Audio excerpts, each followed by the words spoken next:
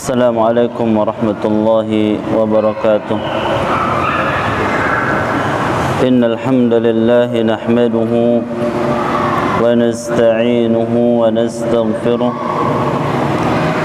ونعوذ بالله من شرور أنفسنا وسيئات أعمالنا. من يهده الله فلا مضل له ومن يضلل فلا هادي له. وأشهد أن لا إله إلا الله وحده لا شريك له.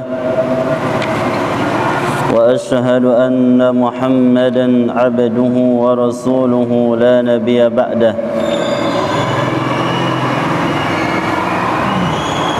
قال الله تعالى: يا أيها الذين آمنوا اتقوا الله حق تقاته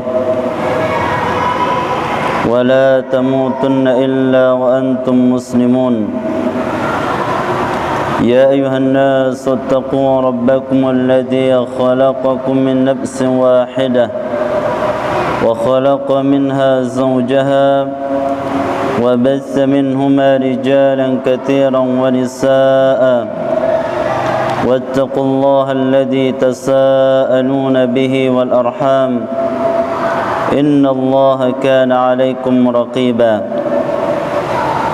يا أيها الذين آمنوا اتقوا الله وقولوا قولا سديدا يصلح لكم أعمالكم ويغفر لكم ذنوبكم. ومن يطع الله ورسوله فقد فاز فوزا عظيما. أما بعد فإن أحسن الكلام كلام الله وخير الهدى هدي محمد صلى الله عليه وسلم. وشر الأمور محدثاتها فإن كل محدثة بدعة وكل بدعة ضلالة وكل ضلالة في النار. أيها المسلمون والمسلمات، إخواني وأخواتي في الله، rahimani wa rahimakumullah jami'an. Alhamdulillah, kita bersyukur kepada Allah Subhanahu wa taala atas nikmat yang diberikan kepada kita, sehingga alhamdulillah kita telah melaksanakan salah satu kewajiban kita, yaitu salat maghrib dengan berjamaah. Kedua kalinya salawat beserta salam selalu tercurahkan kepada Nabi kita Muhammad sallallahu alaihi wasallam, keluarga beliau, para sahabat, dan orang-orang mengikuti beliau di atas kebaikan. Ikhwani fillah, rahimani wa rahimakumullah jami'an. Insyaallah ta'ala pada malam kali ini kita akan membahas tentang hifdzul lisan, menjaga lisan.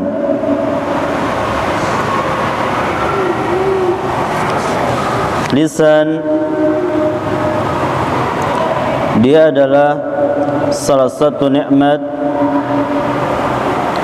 yang Allah berikan kepada manusia, dan ini salah satu bentuk Allah Subhanahu wa taala menyempurnakan ciptaan manusia. Kan Allah Subhanahu wa taala menciptakan manusia ini dengan bentuk rupa yang paling sempurna. Allah Subhanahu wa taala berfirman, laqad khalaqnal insana fi ahsani taqwim. Dan sungguh kami telah menciptakan manusia dalam bentuk rupa yang paling sempurna.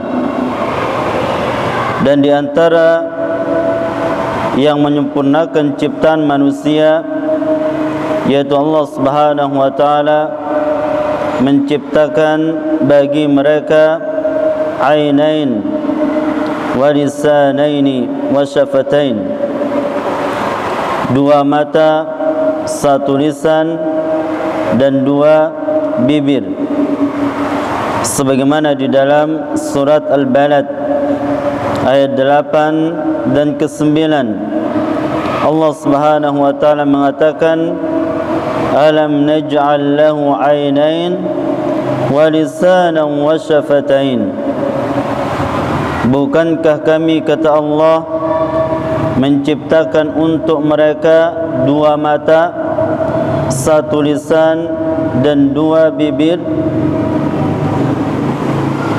Tidaklah Allah Subhanahu wa taala mengungkapkan kalimat ini kecuali pada lisan memiliki faedah yang begitu besar,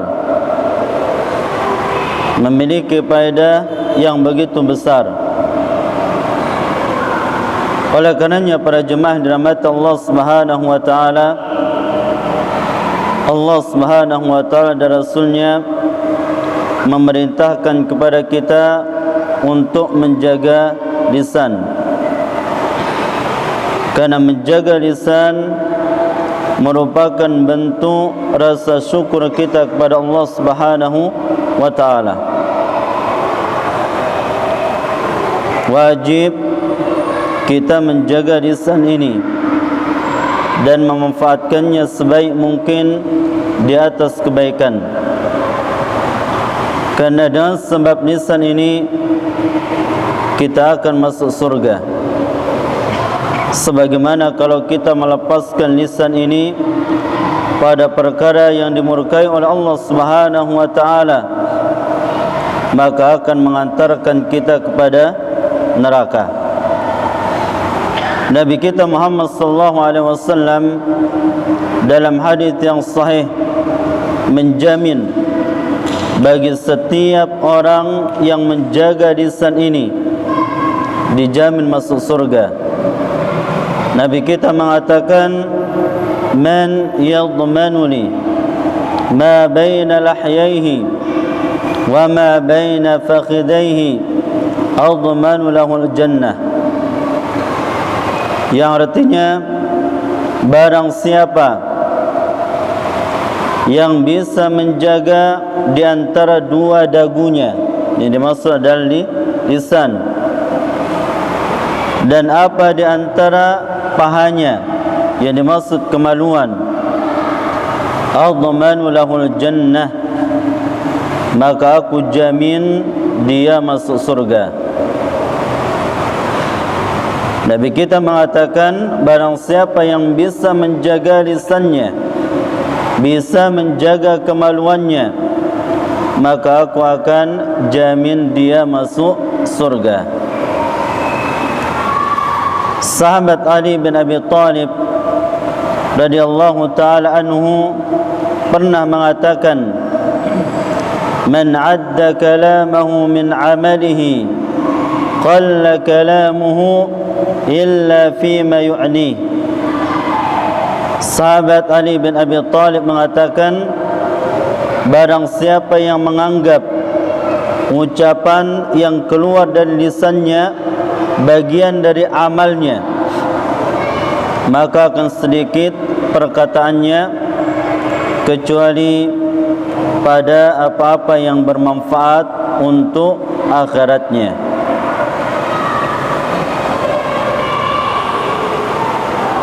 Menjaga lisan dia merupakan salah satu kesempurnaan al-iman. Sebagaimana orang yang tidak menjaga lisannya, melepaskannya pada perkara-perkara yang tidak bermanfaat atau pada perkara-perkara yang memudaratkan, maka itu menunjukkan tidak adanya akhlak yang baik pada dirinya, dan termasuk orang yang fasik. Makanya Nabi kita Muhammad sallallahu alaihi wasallam mengatakan di dalam riwayat Al-Imam Bukhari, al-muslimu man salima al-muslimuna min lisanihi wa yadihi. Seorang muslim yang sempurna adalah kaum muslimin selamat dari lisannya dan tangannya.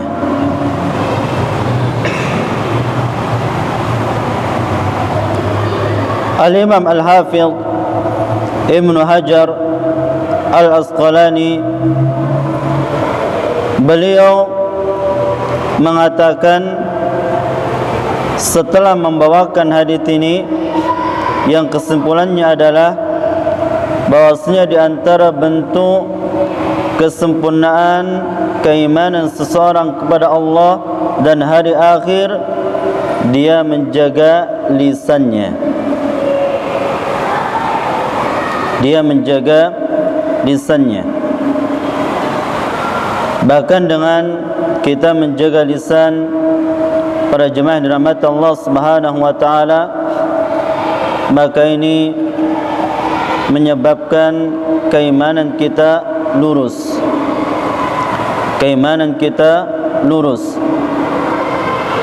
Al-Hasan Al-Basri rahimahullahu taala mengatakan, la yastaqimu imanu 'abdin hatta yastaqima qalbuh.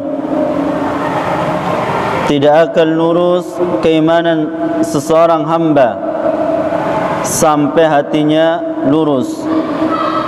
Wala yastaqimu qalbuhu hatta yastaqima lisanuh. Dan hatinya tidak akan lurus sampai lurus lisannya. Wala yastaqimul qalbu wal lisanu illa bimuwafaqatis sunnah. Dan hati ini tidak akan lurus, lisan ini tidak akan lurus kecuali sesuai dengan sunnah Rasulullah sallallahu alaihi wasallam. Inilah di antara bentuk kecil keutamaan seseorang menjaga lisannya.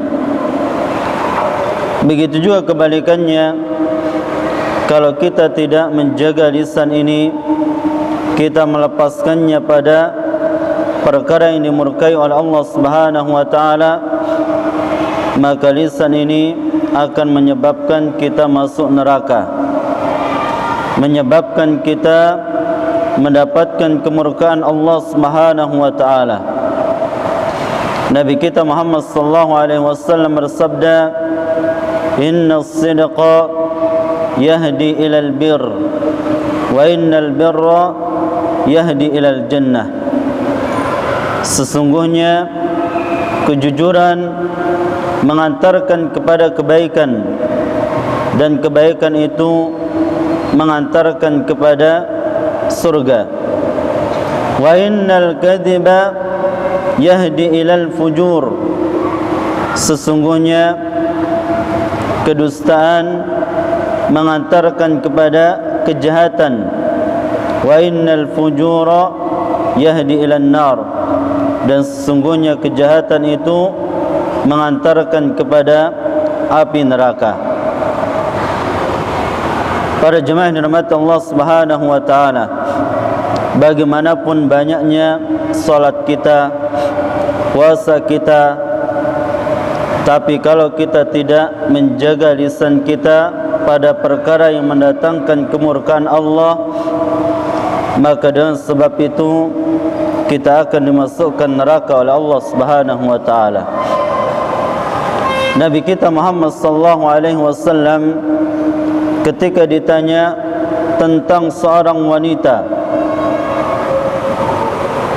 kathratus salat was shaum, yang banyak puasanya dan salatnya, tapi satu yang tidak bisa dijaga, yu'di jiraniha bilisaniha, dia selalu mengganggu tetangganya dengan lisannya. Apa kata Nabi kita Muhammad sallallahu alaihi wasallam? Hiya finnar, tempat wanita itu di dalam api neraka. Begitu juga di dalam kisah yang diriwayatkan oleh Imam Bukhari, di zaman Bani Israel ada dua orang yang bersaudara. Yang satunya ahli ta'ah, ya ahli taat. Yang satunya adalah ahli maksiyah. Ahli ta'ah ketika melihat saudaranya melakukan kemaksiatan, dia pun mengatakan kepada saudaranya, aksir, tinggalkan kemaksiatan itu. Ahli maksiat ini mengatakan, khalnini wa rabbi, biarkan aku, jangan urus aku. Kemudian keesokan harinya ahli ta'ah ini mengatakan ketika dia melihat saudaranya melakukan maksiat, aksir, tinggalkan maksiat ini. Tapi ahli maksiat ini tetap mengatakan, khalnini wa rabbi, biarkan aku dengan Rabbku, tinggalkan aku, jangan urus urusanku.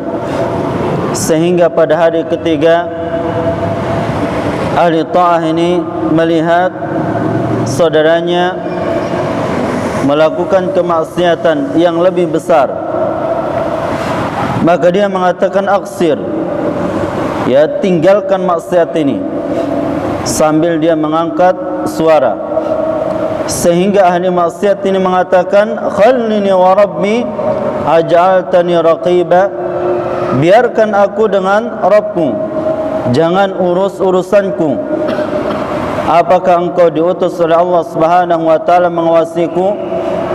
Ketika ahli ta'ah ini mendengar ucapan saudaranya seperti ini, dia mengatakan, wallahi la yaghfirullahu lak. Dia mengatakan, demi Allah, Allah tidak akan mengampunimu. Sehingga Allah Subhanahu wa taala mengutus malaikat untuk mencabut nyawa keduanya. Kemudian dihadapkan di hadapan Allah Subhanahu wa taala. Maka Allah Subhanahu wa taala berfirman, man dzalladzi yata'alla alayya alla aghfira li fulanin, siapakah yang berani menyombongkan dirinya bahwa aku tidak mengampuni hambaku. Kemudian Allah Subhanahu wa taala mengatakan kepada ahli ta'ah ini, ya, masuklah kamu ke dalam neraka. Ya, masuklah kamu ke dalam neraka. Kemudian Allah mengatakan kepada ahli maksiyah ini, masuklah kamu ke dalam surga, sesungguhnya aku telah mengampuni dosa-dosamu. Sahabat Abdullah bin Abbas yang meriwayatkan hadis ini, beliau mengatakan, laqad qala kalimatan aw baqad dunyahu wa akhiratah, sesungguhnya dia mengucapkan satu kalimat yang menghancurkan dunia dan akhiratnya. Lihatlah para jemaah dirahmati Allah Subhanahu wa taala, bagaimana dengan lisan kita ini menyebabkan kita masuk ke dalam neraka. Oleh karenanya wajib setiap muslim yang beriman kepada Allah dan hari akhir untuk menjaga lisannya. Sebagaimana sabda Nabi kita Muhammad sallallahu alaihi wasallam, man kana yu'minu billahi wal yawmil akhir falyaqul khairan aw liyasmut. Barang siapa yang beriman kepada Allah dan hari akhir, maka hendaklah dia berkata yang baik. Kalau tidak bisa, maka hendaklah dia diam. Oleh karenanya di sini insyaallah taala kita akan menyebutkan keburukan apa saja yang dihasilkan oleh lisan kita yang wajib setiap kita meninggalkannya. Disebutkan di dalam kitab ini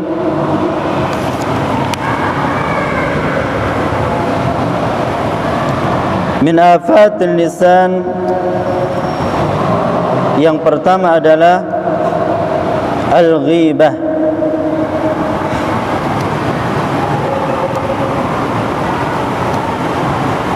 Yang pertama adalah ghibah.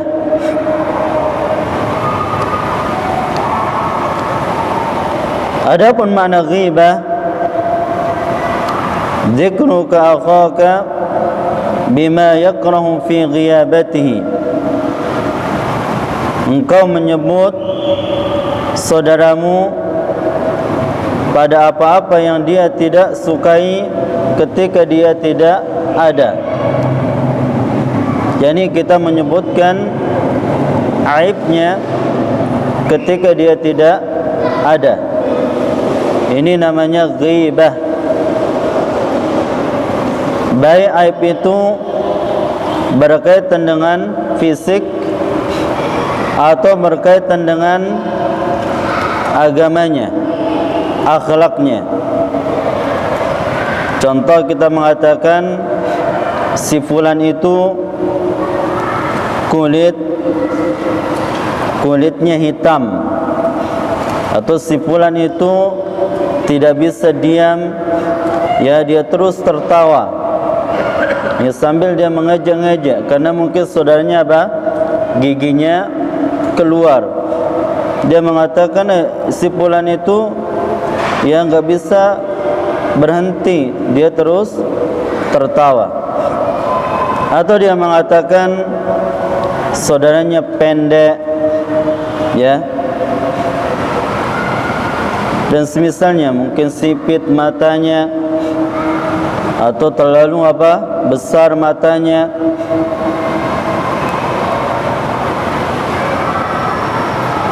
Apabila kita sebutkan aib-aib ini ketika dia tidak ada, maka inilah yang dinamakan ghibah. Begitu juga apabila kita menyebutkan aib yang berkaitan dengan agamanya, ya si fulan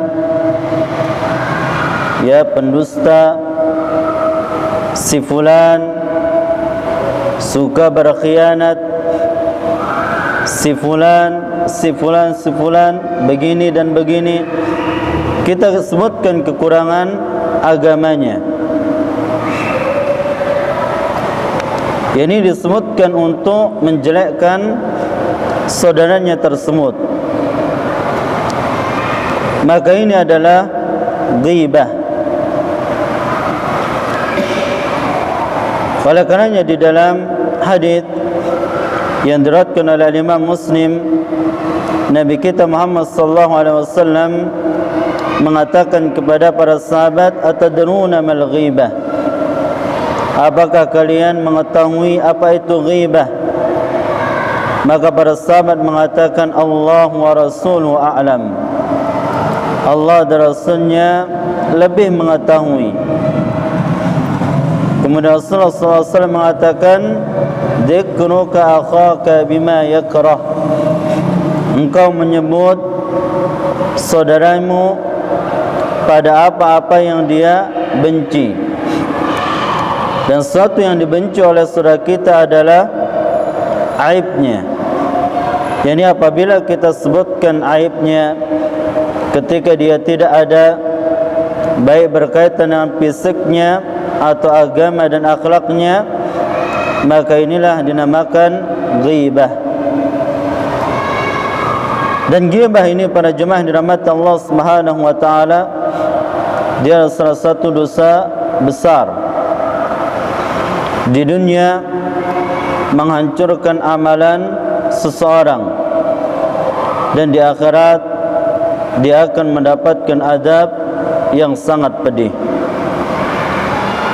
Tidak meriwayatkan Imam Abu Dawud menceritakan bahwasanya pernah Ibunda Aisyah ketika cemburu mengatakan kepada Nabi kita Muhammad sallallahu alaihi wasallam, hasmuka ya Rasulullah min Safiyata kada wa kada.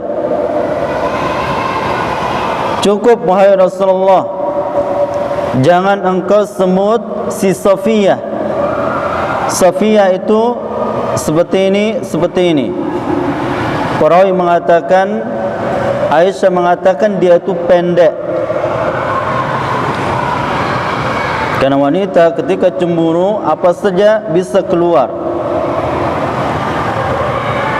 Nabi kita Muhammad sallallahu alaihi wasallam mendengar kalimat yang seperti ini, yang apabila kita semutkan kalimat ini di hadapan orang yang bersangkutan, dia akan marah. Maka Nabi kita Muhammad sallallahu alaihi wasallam langsung tegas di hadapan istrinya Aisyah mengatakan, laqad qulti kalimatan law muzijat bima'il bahri lamazajathu. Sungguh engkau telah mengatakan satu kalimat apabila dicampur dengan air lautan maka akan mengotorinya. Para ulama mengatakan hadis ini menjelaskan kepada kita bahwasanya ghibah dia ada salah satu amalan yang menghancurkan amalan kebaikan. Itu di dunia. Adapun di akhirat maka akan diancam oleh Allah Subhanahu wa taala. Mereka nanti memiliki kuku yang panjang yang terbuat dari tembaga yang panas yang digunakan untuk apa? Mencakar wajah-wajahnya dan dada-dadanya. Sebagaimana di dalam riwayat Imam Abu Dawud,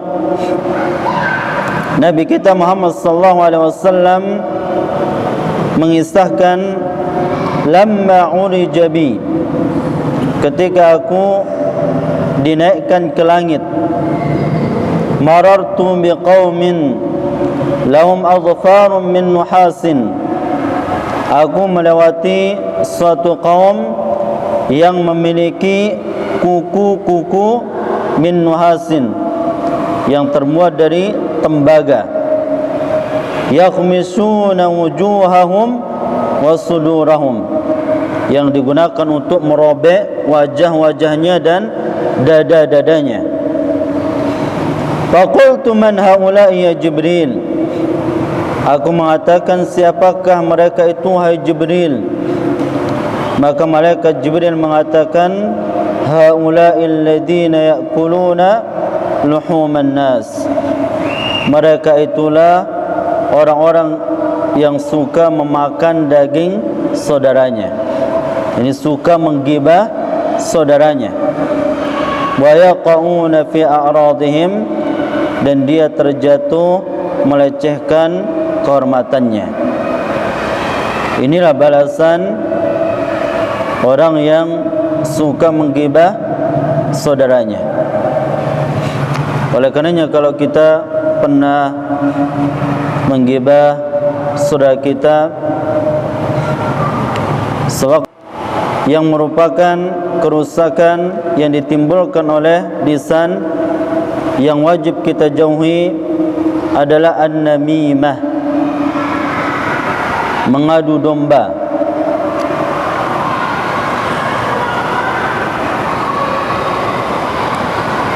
An-namimah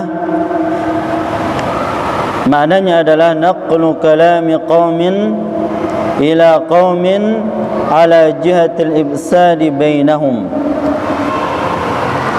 Namimah maknanya adalah memindah perkataan kepada satu kaum kepada kaum yang lain dengan tujuan merusak atau bahasa kita mengadu domba. Dia datang kepada si A, dia mengatakan kepada si A, tadi si B ya mengatakan ini kepadamu. Setelah dia datang ke si A, dia datang ke si B. Dia mengatakan kepada si B, tadi si A mengatakan ini dan ini kepadamu. Sehingga si A dan si B apa? Bertengkar. Inilah an-namimah. Dan dia ada salah satu dosa besar yang diancam pelakunya tidak masuk surga. Di dalam riwayat Imam Bukhari, Nabi kita Muhammad sallallahu alaihi wasallam bersabda, la yadkhulul jannata qattatun, tidak akan masuk surga orang yang suka mengadu domba. Dalam riwayat Imam Muslim, Nabi kita mengatakan, la yadkhulul jannata nammamun, tidak akan masuk surga nammam, yaitu orang yang suka mengadu domba. Kita usahakan di bulan yang mulia ini, yaitu di bulan Sya'ban, melatih diri kita untuk meninggalkan ya perkara yang kita sebutkan ini, terutama ghibah, menceritakan keburukan saudara kita. Ya, karena banyak yang terjatuh di dalamnya, tapi dia tidak merasakannya. Nikmat dia membicarakan saudaranya tanpa dia sadari itu adalah ghibah. Maka hendaknya pada bulan yang mulia ini, bulan diangkatnya seluruh amalan, kita latih diri kita meninggalkan perkara ghibah. Dan kita usahakan sebelum datangnya tanggal 15 ya Sya'ban, kita sudah saling memaafkan. Karena pada malam tanggal 15 Sya'ban, Allah Subhanahu wa taala mengampuni seluruh hambanya, kecuali ada dua golongan. Yang pertama adalah musyrik, orang yang masih menyekutukan Allah Subhanahu wa taala. Kemudian yang kedua adalah musyahin, orang yang masih ada rasa kebencian kepada saudaranya. Itu yang tidak akan diampuni oleh Allah Subhanahu wa taala. Tapi ini yang kedua di antara perkara yang diharamkan yang timbul dari lisan. Kemudian yang ketiga, al-kadhib, dusta. Wahia atau wahwal kalamu yukhaliful waqi', dan dia adalah perkataan yang menyelisihi kenyataan atau yang menyelisihi kebenaran. Dan kadhib, dia ada salah satu dosa besar, sebagaimana dosa-dosa yang lainnya. Karena kadhib mengantarkan kepada kejahatan, dan kejahatan mengantarkan kepada api neraka. Dan kedustaan yang paling besar dosanya adalah berdusta atas nama Allah dan Rasulnya, mengatakan ini adalah firman Allah, ini adalah sabda Rasulullah sallallahu alaihi wasallam, padahal bukan perkataan Allah dan bukan juga perkataan Rasulullah sallallahu alaihi wasallam. Akbarul kadhib al-kadhibu 'ala Allah. Dusta yang paling besar dosanya adalah kedustaan kepada Allah Subhanahu wa taala. Oleh karenanya Nabi kita Muhammad sallallahu alaihi wasallam mengatakan, "Man kadzaba 'alayya muta'ammidan falyatabawwa maq'adahu minan nar." Ya. Man kadzaba 'alayya muta'ammidan, barang siapa yang berdusta atas namaku. Dia mengatakan ini adalah sabda Rasulullah sallallahu alaihi wasallam, tapi Rasulullah tidak pernah mengatakannya. Muta'ammidan, dalam keadaan sengaja. Falyatabawwa maq'adahu minan nar, maka hendaklah dia mempersilahkan tempatnya di dalam api neraka. Dan kedustaan para jemaah, dia adalah salah satu sifat orang-orang munafik. Orang-orang yang suka berdusta, maka dia adalah ciri-ciri orang-orang munafik. Nabi kita Muhammad sallallahu alaihi wasallam bersabda, ayatul munafiqi talatun. Tanda-tanda orang-orang munafik ada 3. Salah satunya adalah idza haddatha kadzaba. Apabila dia berbicara, dia berdusta. Oleh karenanya Al-Imam Ibnu Hajar, begitu juga Al-Imam Az-Zahabi mengatakan al-kadzib min akbarid dzunub. Dusta dia adalah salah satu di antara dosa besar. Begitu juga kita latih diri kita agar menjauhi perkara dusta, terlebih-lebih di bulan Ramadan atau ketika kita berpuasa. Karena kadzib dia adalah salah satu sebab yang membatalkan pahala amal puasa. Nabi kita Muhammad sallallahu alaihi wasallam bersabda, "Wa man lam yada' qaul az-zur wal 'amila bihi falaysa lillahi hajatun fi an yada'a ta'amahu wa syarabah." Barang siapa yang tidak meninggalkan perbuatan dusta, wal 'amila bihi, dia melakukannya, dia suka berdusta, maka Allah Subhanahu wa taala tidak membutuhkan dia meninggalkan makan dan minumnya. Para ulama kita mengatakan bahawa kedustaan dalam berpuasa dia adalah salah satu sebab membatalkan pahala puasa. Oleh karenanya di bulan Sya'ban ini kita latih diri kita agar jangan sampai kita berdusta, ya, supaya ketika masuknya bulan Ramadan lisan kita terjaga, terselamatkan dari perkara dusta. Sudah ada waktu? Sudah? Taib. Mungkin hanya ini yang bisa kita sampaikan, mudah-mudahan bermanfaat. Kita tutup dengan doa kafaratul majlis.